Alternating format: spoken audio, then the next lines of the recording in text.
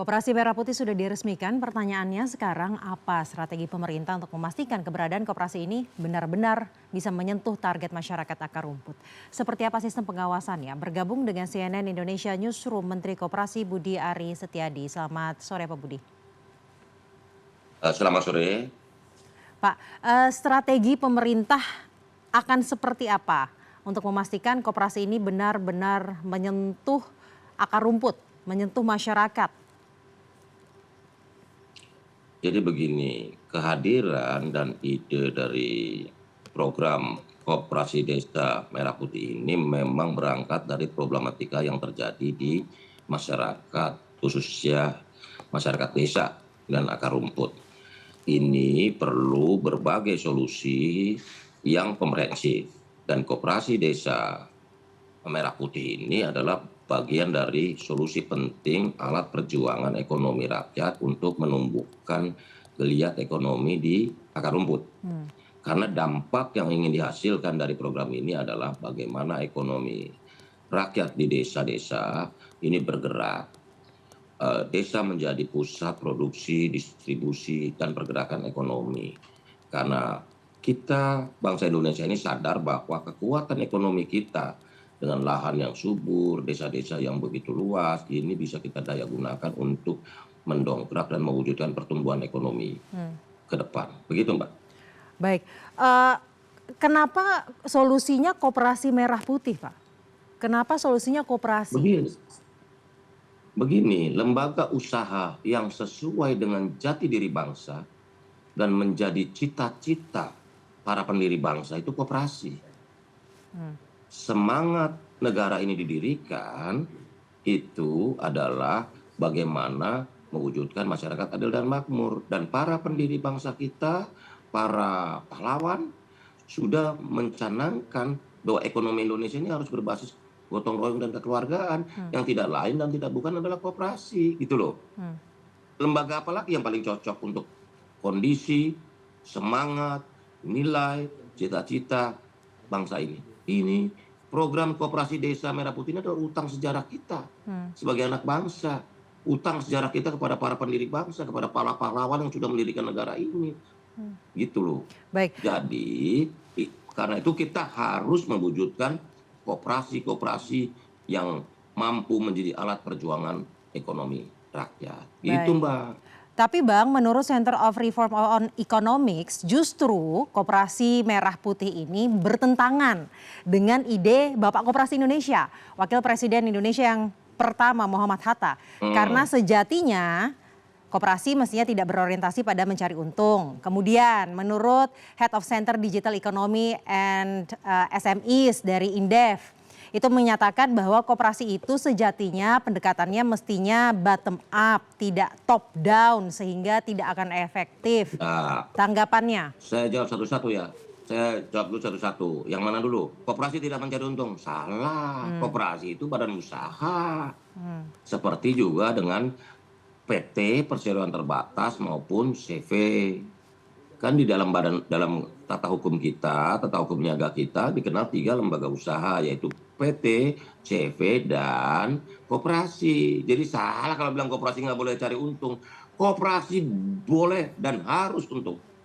Karena keuntungannya itu dibagi kepada seluruh anggota, kepada seluruh masyarakat, kepada seluruh rakyat. Karena itu cara berpikirnya menurut saya kurang tepat. Kalau dibilang koperasi nggak boleh untung. Koperasi itu lembaga sosial ekonomi. Dia Baik. lembaga bisnis yang juga memperhatikan aspek-aspek sosial, termasuk kepemilikannya. Kalau PT atau CV kan perorangan. Kalau koperasi itu lembaga usaha milik banyak orang. Pak Presiden kemarin di Klaten sudah sampaikan bahwa Kopdes Merah Putih ini milik rakyat, usaha milik rakyat. Jadi jangan dipertentangkan koperasi dengan PT atau CV. Begitu loh. Ini adalah bentuk organisasi usaha berbasis keanggotaan yang besar, yang banyak. Gitu, partisipasi anggota. Nah, pertanyaan kedua yang kamu sampaikan tadi, ini Kopdes Merah Putih ini menyalahi prinsip-prinsip koperasi karena top down. Jangan salah. Ini kan pemahaman yang kurang komprehensif. Koperasi Desa Merah Putih memang idenya dari Pak Presiden, dari pemerintahan Pak Prabowo. Tetapi jangan dilupakan proses pembentukan 80.000 lebih koperasi desa kelurahan Merah Putih ini melalui sebuah mekanisme yang namanya musyawarah desa khusus, musyawarah kelurahan khusus. Saya sebagai Menteri Koperasi memantau pergerakan di seluruh Indonesia. Proses musyawarah desa khusus dan kelurahan khusus ini. Itu rata-rata dihadiri oleh 200-300 orang per musdesus. Jadi ada partisipasi di sana. Ada gerakan, ada kesadaran masyarakat mengenai perlunya dan pentingnya wadah usaha bersama milik rakyat bernama koperasi. Begitu, Mbak. Baik, pertanyaan kedua berarti idenya hanya idenya saja yang dari pemerintah, dari Presiden Prabowo Subianto, namun secara proses tetap bottom up. Prosesnya dari bawah. Pendirian Kopdeskel Merah Putih itu menurut surat edaran atau permen koperasi harus melalui sebuah mekanisme musyawarah desa khusus. Terus di mana top down-nya? Ketuanya dipilih langsung oleh di mana menyalahi aturan prinsip-prinsip dan semangat koperasi yaitu sukarela, mandiri dan gotong royong. Gitu loh. Begitu. Jadi memang begini, di banyak negara, di Jepang misalnya, koperasi itu dalam regulasi mereka, dalam undang-undang mereka, koperasi itu memerlukan 3 hal. Yang pertama rekognisi, yang kedua afirmasi, dan ketiga proteksi gitu loh. Semua negara hadir dan memiliki keberpihakan terhadap koperasi gitu. Ini kan soal keberpihakan.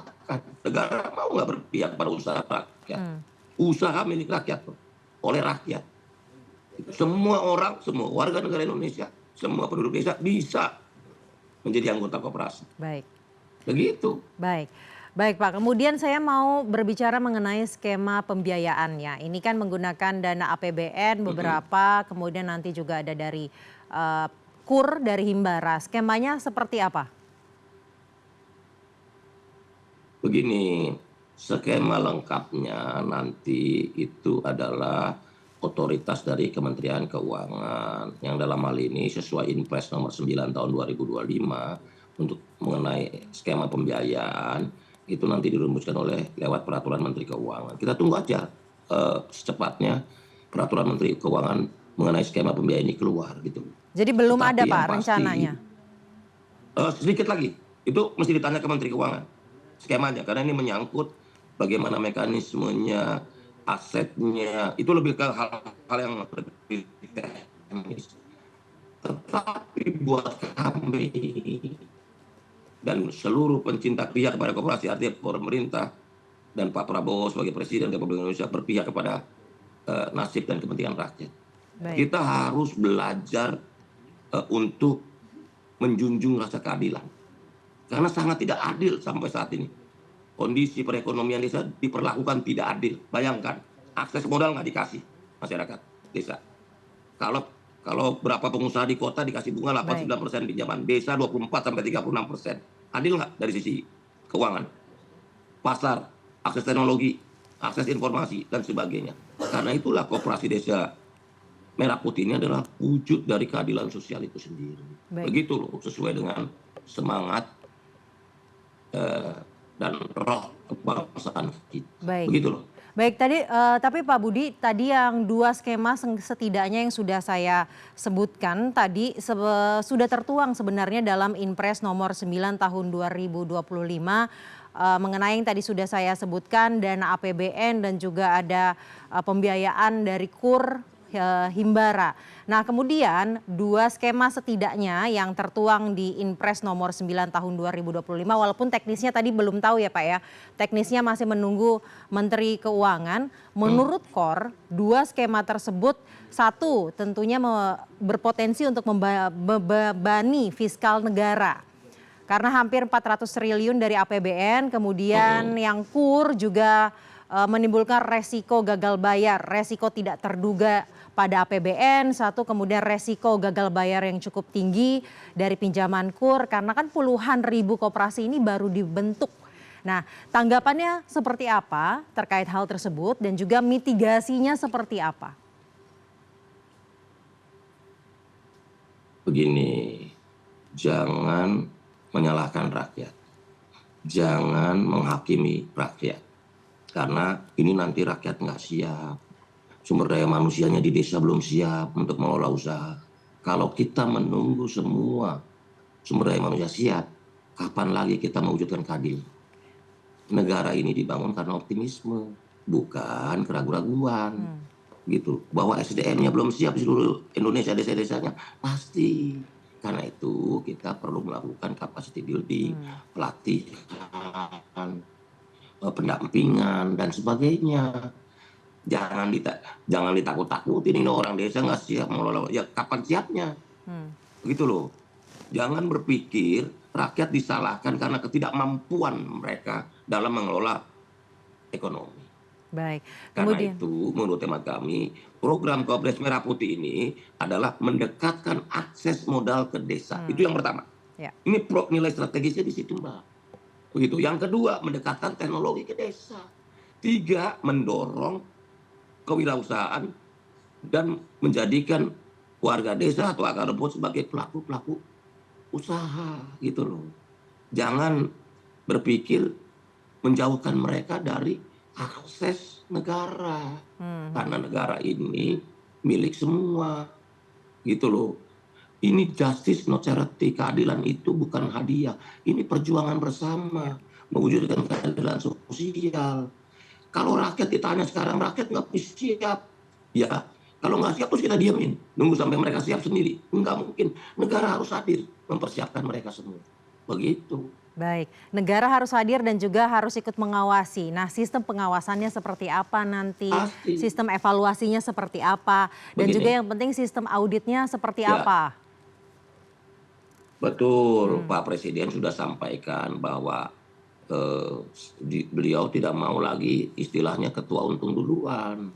Makanya saya sampaikan era koperasi desa Merah Putih ini adalah eranya rakyat untung duluan, bukannya ketuanya. Karena itu saya meminta dan menghimbau partisipasi aktif dari seluruh rakyat, seluruh masyarakat, seluruh warga desa untuk mengawasi koperasi desa masing-masing. Karena dengan adanya partisipasi maka pengawasan publik menjadi signifikan, menjadi penting gitu loh. Karena sebuah organisasi yang diawasi bersama itu jauh lebih punya daya tahan, punya transparansi, punya akuntabilitas dan juga dikelola secara profesional. Begitu loh Mbak.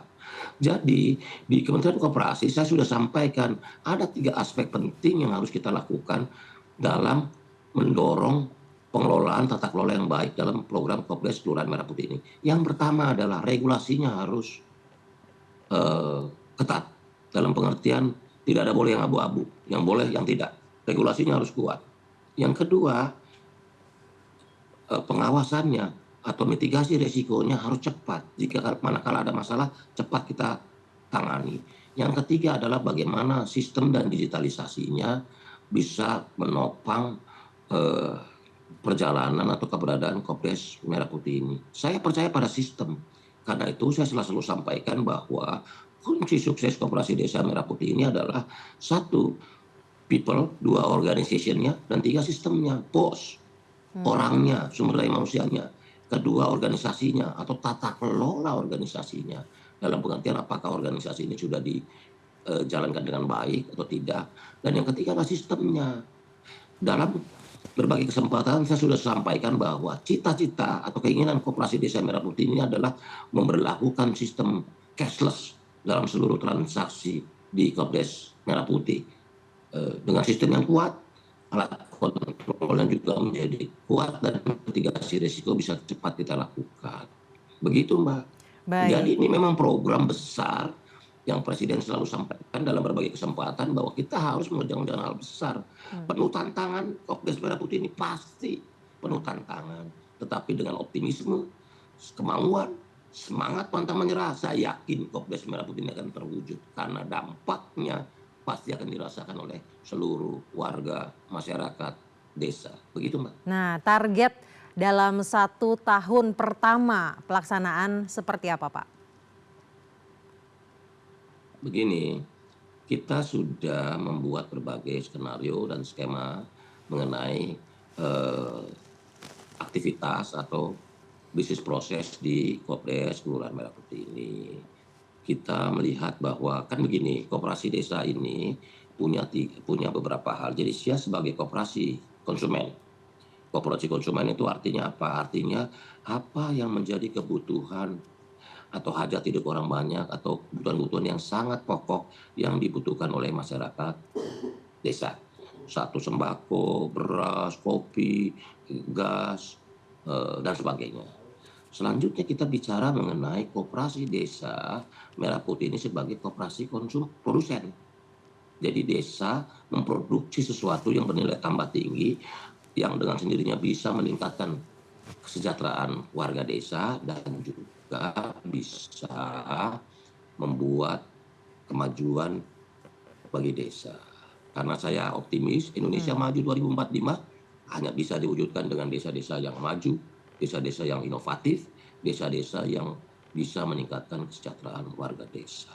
Begitu Mbak. Nah, Nah, selain itu kita bicara juga nanti skema yang agak lebih jangka menengah panjang adalah bagaimana industrialisasi di desa. Jadi produksi, distribusi, dan industri di koperasi desa Kelurahan Merah Putih di seluruh Indonesia. Begitu Mbak. nah, kemudian Pak, potensi kontribusi koperasi Desa Merah Putih ini terhadap penciptaan lapangan kerja, pertumbuhan ekonomi lokal, penguatan ekonomi kerakyatan, potensinya seperti apa?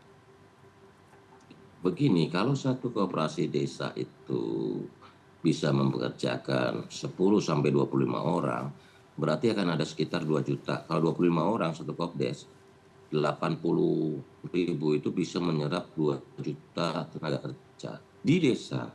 Jadi desa, orang tidak perlu berbondong-bondong ke desa, ke kota, tapi ke desa, sehingga desanya bisa dibangun dan menjadi desa yang produktif, desa yang kreatif, dan juga desa yang inovatif. Gitu Mbak.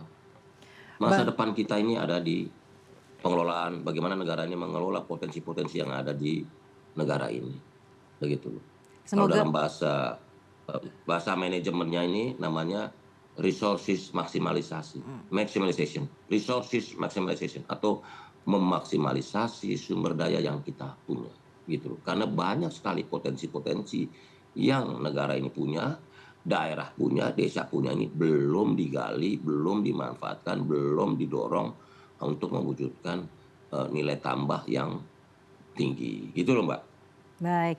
Indonesia Emas 2045 tujuannya salah satu caranya dari desa-desa yang kuat melalui Koperasi Desa Merah Putih ya, Pak Ari ya. Iya, iya. Baik, Harus optimis. Jadi jangan saya kan sudah sampaikan tantangan berat pasti baik. berat. 80.000 ini bukan pekerjaan Ya. ringan, tetapi karena kita mengerjakan dengan optimisme tinggi, dengan semangat juang dan militansi yang besar, saya optimis program Kopdes Kelurahan Merah Putih ini akan banyak Baik. memberi dampak manfaat bagi pembangunan daerah, pembangunan wilayah, pembangunan desa, dan peningkatan kesejahteraan masyarakat. Termasuk juga Optimis. dalam sumbangsi menyumbangkan bersumbangsi dalam penurunan kemiskinan ekstrim, Ya. pencegahan stunting dan sebagainya. Begitu Mbak. Optimis dan bergotong royong. Terima kasih Menteri Koperasi Republik Iya, Indonesia Budi iya. Ari Setiadi telah Terima bergabung kasih. bersama Ya, kami di terima CNN kasih. Indonesia.